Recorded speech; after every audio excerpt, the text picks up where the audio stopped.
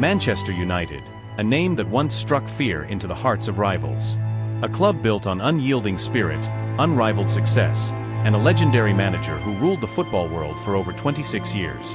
From 1993 to 2013, Sir Alex Ferguson's Red Devils dominated English football, securing 13 Premier League titles, 5 FA Cups, and a historic treble in 1999. Old Trafford was a fortress, a place where legends were born. But the end of an era came in 2013. Ferguson retired, taking with him the soul of the club. What followed was a decade marked by instability, broken promises, and a desperate search to reclaim lost glory. Billions were spent, managers cycled through like seasons, and players came and went. Yet, the Premier League trophy remained elusive. This is the story of Manchester United's fall, and the long, painful journey back.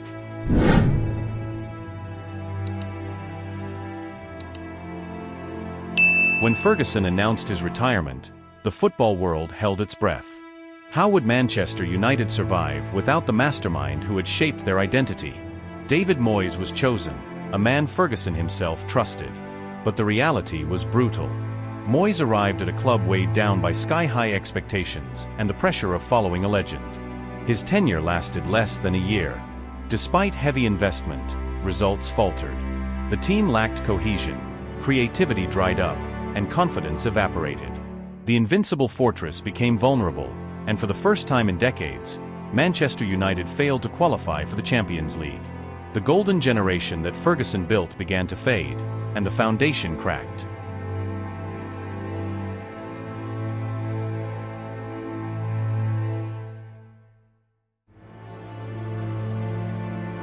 Louis van Gaal brought a dose of discipline and structure. He introduced young talents like Marcus Rashford, offering glimpses of hope. An FA Cup win in 2016 was a brief respite, but his brand of football was criticized as dull and uninspiring.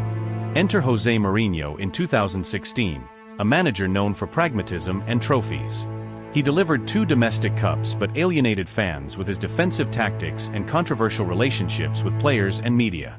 Star signings like Paul Pogba, Romelu Lukaku, and Alexis Sanchez arrived amid sky-high expectations. Yet, the team's identity was lost. United was winning some silverware, but the free-flowing, attacking spirit of the Ferguson years was gone. The Red Devils were a club adrift, chasing results but lacking soul.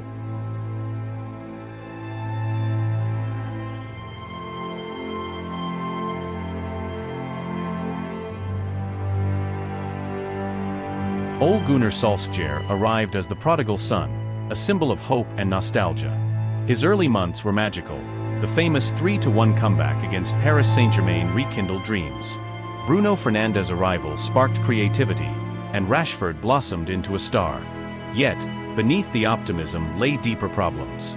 Tactical inconsistency and defensive frailties plagued the side. The infamous 5-0 humiliation at the hands of Liverpool exposed the cracks. Solskjaer's tenure was a roller coaster, moments of joy overshadowed by crushing disappointment.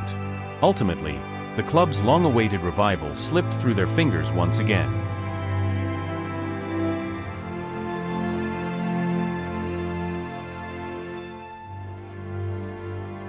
In 2022, Erik ten Hag arrived with a clear plan: restore order, discipline, and a winning mentality. The Dutch coach quickly made bold moves, sending Cristiano Ronaldo away and focusing on team harmony. Early success came, a League Cup win and a return to the Champions League knockout stages. Yet, the challenges remain formidable. Inconsistent performances, internal unrest, and high-profile controversies, like Antony's off-field issues, have tested ten Hag's resolve. Rebuilding Manchester United is no small task. The club's wounds run deep, and the road ahead is long and uncertain.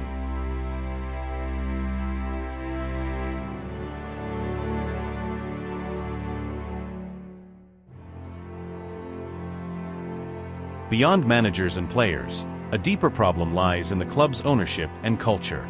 Since the Glazer family's leveraged buyout in 2005, Manchester United has operated more as a business than a football club. Skyrocketing debt, inflated ticket prices, and a disconnect between owners and fans have sparked widespread anger. The green and gold protests and the iconic Glazers out banners highlight the fanbase's frustration. Transfer decisions often lack cohesion, driven by short-term fixes rather than long-term vision. The club's identity, once rooted in youth development, attacking football, and grit, has been eroded. Manchester United's fall isn't just about the pitch, it's about a systemic collapse of values and strategy.